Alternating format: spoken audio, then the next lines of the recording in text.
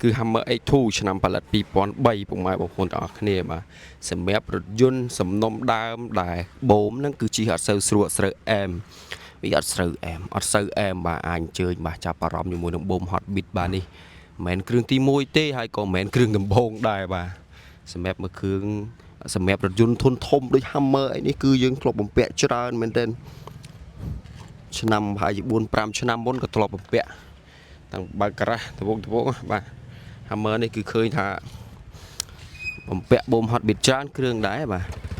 តែមួយគ្រឿងនេះគឺ X2 បាទនេះបូមខាងក្រោយប្រភេទកំប៉ុងសេរីកាច់លេខ8វគ្គទុនរឹងបានស្រេចចិត្តពុកម៉ែបងប្អូនបាទឥឡូវនេះគឺរៀបចំរួចរាល់ហើយបាទនេះ X2 ពុកម៉ែបងប្អូនអរគ្នាអញ្ចឹងចាប់អារម្មណ៍អំពីបូមក៏ដូចជា Air ជាមួយនឹងការរៀបចំ service